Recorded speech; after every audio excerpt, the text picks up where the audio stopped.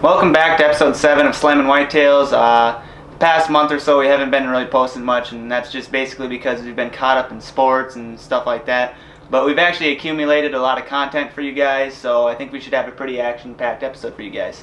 So first things first, we're going to start off recapping the 2017 deer season, and it was very successful for us. Coming in, we didn't have a lot to look forward to.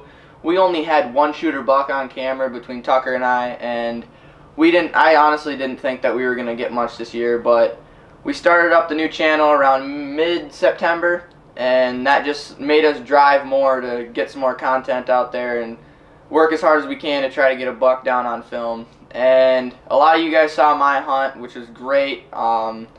Definitely was something else I will not forget, and it was really just something to be out there by yourself and self-film shooting a nice buck. So that was awesome. And then Tanner shot a really nice buck. Too bad he couldn't get it on film, but that happens. I shot a nice deer during gun season. I think we have some film of that on this camera, so if we have that, we'll throw that in at the end. But other than that, it was a great season. Saw a lot of nice deer. Tucker had an encounter with 155-inch 9-pointer. We know he made it through, so he's going to be a giant next year. Hopefully he adds some stickers or even stays a clean 10. So we're going to go right into this trail camera segment with Tucker and I as we try to show you guys some tips and tactics that we use during the late season. Hey guys, a little update here for you. It is January 5th here in Wisconsin, and season's just wrapping up. We got about 3 days left of season. I think we're going to be done hunting for the most part. I might go film a couple buddies this weekend, but we're really just going to start focusing on shed hunting here now, and we got a couple decent sized bucks on this farm. Nothing shootable, but in the next couple of years they should be good. Got a decent sized 8-pointer on camera over here, so we came up to the food plot, and this is the first year I've had a food plot up here, and it is tore up. As you guys can see, all I planted in here this year was some clover and chicory mix, and it did phenomenal, and the deer are still coming back to it, and it's early January. So I'm probably gonna talk to the landowner and see if I can extend this food plot, make it hopefully an acre, and then next year I'll have an acre of beans on the adjacent hillside over there. So I should have enough food here next year to hold the deer over the winter. I got a lot of cover down here in this timber block and over across here, so it makes up for a good spot. But I'm really excited to hunt this spring too for some turkey hunting, so we're gonna go set up a couple more cameras and head to a basketball game tonight, so stay tuned guys. Well guys, we just got done setting up the third camera for today. We didn't talk about the last one. We kind of got in a hurry because we were freezing, and we still are. But this one we just set up here.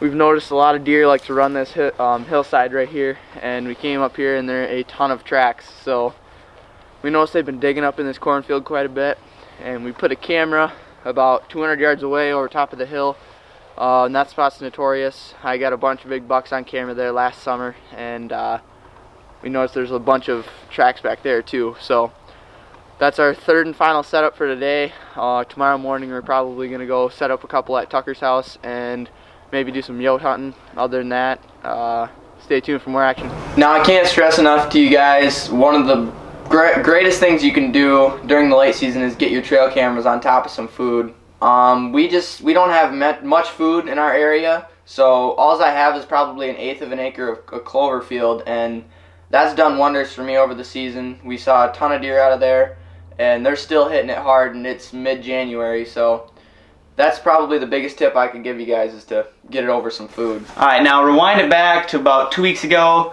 -10 degrees with the wind chill, freezing our tails off out here, and we did probably like 7 or 8 coyote sets that day, and we literally seen nothing. Absolutely nothing. Mm-hmm. You see a squirrel? No. Well, what made our day the best was we, on our last set of the day, sat in this little shack in a shadow hunter, and we started hitting the call. We did a little bit of cottontail and some jackrabbit distress, and I just happened to look over my right shoulder, and I caught movement coming down the hill, and we'll just take it from there, because what we saw I've never seen before, and I'll never forget. So Have a look. See a duck, it's a bobcat. Oh my god, it is a bobcat. Keep calling, see if you can call it in closer. Call down. Don't shoot it, obviously. Just call that a bobcat. Keep calling. I can't, it's dead. It's just fully dead. Can that thing eat us? Can you find my glove underneath my chair? This is so cool.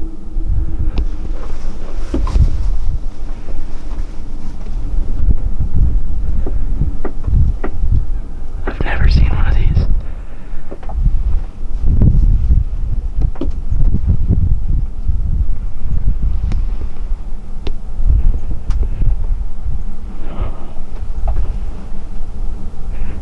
Strike two, I don't know the batteries in quick while it's in the ditch. No, we'll move to a different spot. We'll just leave.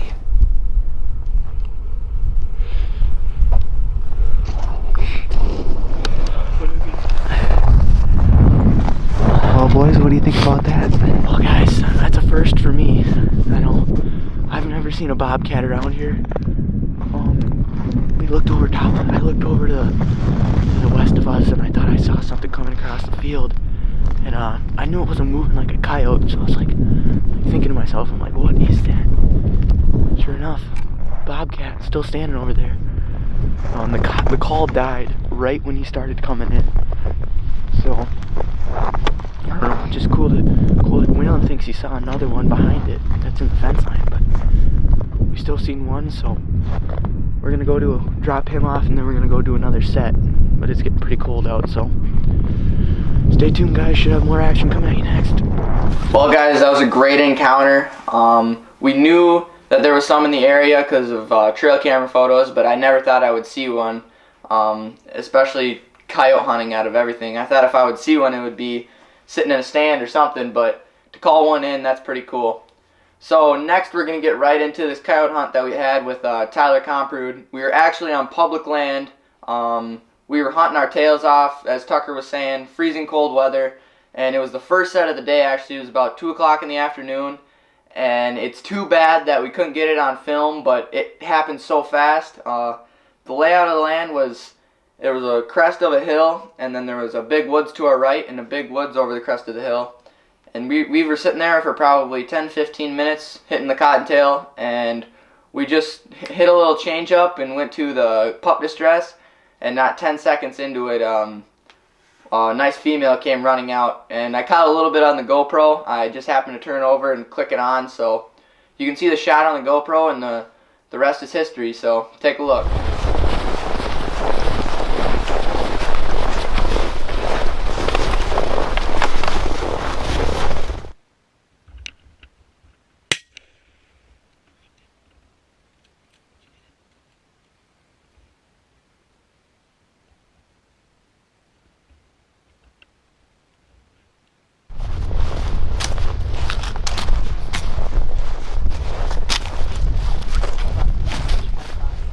Alright guys, well, dog number 1 is down for Slammin Whitetails crew, and the first dog goes to Tyler.